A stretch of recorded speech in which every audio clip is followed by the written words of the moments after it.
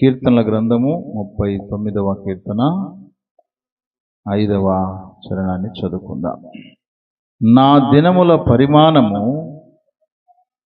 నీవు బెత్తడంతరుగా చేసి ఉన్నావు, నీ సన్నిధిని నా ఆయుష్కాలము లేనట్లే ఉన్నది. ఎంత స్థిరుడైనను ప్రతివాడును కేవలము వట్టి ఊపిరి వలె ఉన్నాడు అన్నాడు. చదువుకున్న ఈ వాక్య భాగంలో దావీదు భక్తుడు ఈ మాటలు మనకు జ్ఞాపకం చేస్తూ ఉన్నాడు. ఆయుష్కాలం, ఒక మానవుడి యొక్క ఆయుష్కాలం ఎంత అల్పమైనదో, ఎంత స్వల్పమైనదో ఆయన గ్రహించి ఈ మాటలు చెబుతూ ఉన్నాడు. చాలాసార్లు మనము కలలు కంటుంటాం. ఏమని కలలు కంటుంటాం అంటే, ఒక 100 సంవత్సరాలు బతకాలని కలలు కంటాం. కానీ వాక్యం ఏమంటుందంటే, మనిషి ఆయుష్కాలము 70 సంవత్సరం లేక అధిక బలం ఉన్న ఎడల 80 సంవత్సరాలు, ఇంకా అధిక బలం అయితే 90 సంవత్సరాలు వేసుకోండి. సరే, మనం ఏం అర్థం చేసుకోవాలంటే, దేవుడు ఒక వ్యక్తికి ఎంత ఆయుష్కాలం ఇస్తాడో ఆ ఆయుష్కాలను అనుభవించడమే గొప్ప ధన్యత. కొంతమందికి ఆయుష్కాలాన్ని దేవుడు ఇచ్చింటుండే కానీ దానికంటే ముందుగానే వారి జీవితాలు ముగించుకొని ఈ లోకయాత్ర ముగించిన వాళ్ళు చాలామంది చూస్తాను.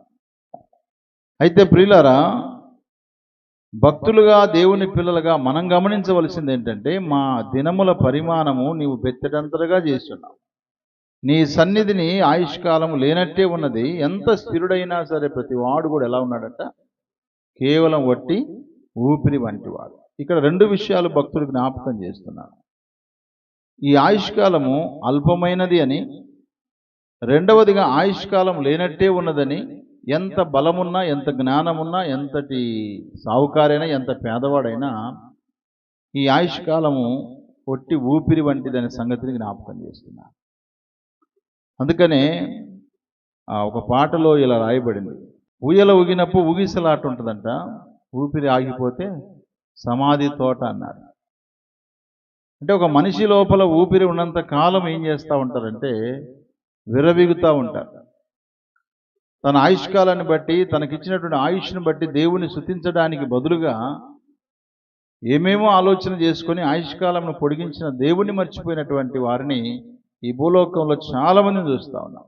అయితే దావీదు భక్తుడు భూలోకంలోనే ఉన్నాడు, మనుషుల మధ్యలో ఉన్నాడు. అందరిలాగా కాకుండా తను ఏం గమనిస్తున్నాడంటే, అయ్యా నీ సన్నిధిలో మా ఆయుష్కాలం ఎట్లుంది, లేనట్టే ఉంది అయ్యా, నీ సన్నిధిలో మా ఆయుష్కాలం లేనట్టే ఉంది. ఎంత స్థిరుడైనా సరే కాక వాడు ఒట్టి ఊపిరి వంటి వాడని ఆయన గ్రహింపులో చెబుతూ 6వ వచనంలో ఇలా అన్నాడు. 39వ కీర్తన 6వ వచనం, మనుషులు ఒట్టి నీడ వంటి వారై తిరుగులాడుదురు, వారు తొందరపడుట గాలికే గదా, వారు ధనము కూర్చుకొందురు గాని అది ఎవనికి చేజిక్కునో వారికి తెలియదు. అంటే ఒక మానవుని యొక్క జీవితంలో వాడు నీడ వంటి వాడై తిరుగులాడుతూ ఉంటాడంట. నీడ ఒక దగ్గర ఎప్పుడు ఉండదు కదా, నీడ ఏం చేస్తూ ఉంటుంది, తిరుగుతూ ఉంటుంది. నీడ తూర్పుకైనా తిరుగుతుంది, లేకపోతే పడమటికైనా తిరుగుతుంటుంది. వాస్తవంగా మనం చెప్పాలంటే తూర్పు నుంచి పడమటికి సూర్యుడు పోయే కొద్దీ నీడ కూడా వెళ్ళిపోతూ ఉంటుంది. కొంతమంది ఇల్లు తిరుగుతూ ఉంటారు, కొంతమంది ఊర్లు తిరుగుతూ ఉంటారు, మరి కొంతమంది మందిరాలు తిరుగుతుంటారు, మరి కొంతమంది ఆయా పట్టణాలు తిరుగుతూ ఉంటారు. అంతా తిరిగి లాస్ట్కి ఏమంటారు, ఏమి లేదు అక్కడ అంటారు కదా. ఏముంటుంది చెప్పండి, ఏమో ఉంటుందని చెప్పేసి తిరగడానికి ప్రయత్నం చేస్తారు. తిరిగిన తర్వాత ఇక ఏమీ అక్కడ లేదు అనుకుంటా, అంత నష్టపోయిన తర్వాతనే. అందుకోసమే మానవుడి ఆయుష్కాలము లేనట్టే ఉంది, కానీ అది ఎలా ఉంది అంటే అది నీడవలే ఉన్నది అంటున్నారు. నీడలాంటి మన జీవితాన్ని ఒక్కసారి మనం ఆలోచన చేద్దాం. నీడలాంటి జీవితం మీద ఆధారపడి అది చేస్తా, ఇది చేస్తా, అది చేస్తా అని చెప్పి చాలాసార్లు మనుషులు ఏమవుతుంటారు, విర్రవీగుతానే ఉంటారు. నీడలాంటి జీవితాన్ని దేవుడు స్థిరపరచకపోతే మనిషికి ఆయుష్కాలము లేదు.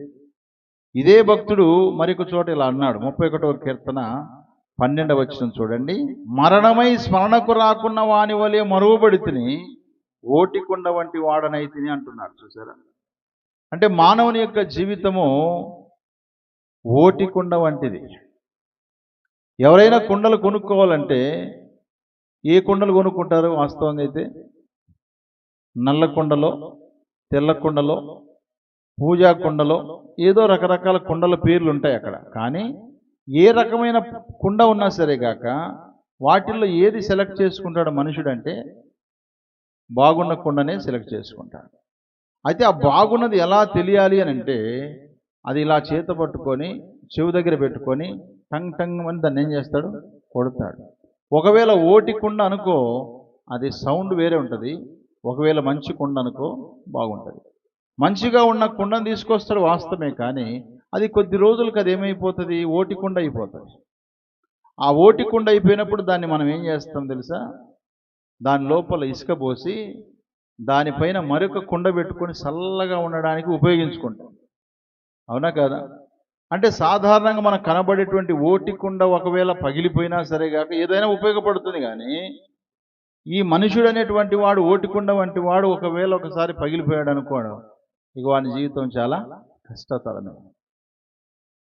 నిజంగా ఓటికుండను కొనుక్కోవడానికి ఎలాగైతే ఇష్టపడరో, ఓటికుండ లాంటి మన జీవితాన్ని దేవుడు ఇష్టపడకుండా అయితే లేడు. ఓటికుండ లాంటి మన జీవితాన్ని గట్టి కుండలాగా చేయడం కోసం ఆయన ఏం చేశాడు? మనల్ని ఏర్పాటు చేసుకున్నాడు. ఎంత ధన్యులం మనం. హల్లెలూయా. అన్ని విషయాలు మనం ఓడిపోయిన వారమే, ఓటికుండ లాంటి వారమే. గాజులు వేసే వాళ్ళని కూడా చూస్తే వాళ్ళు కూడా ఏం చేస్తారు?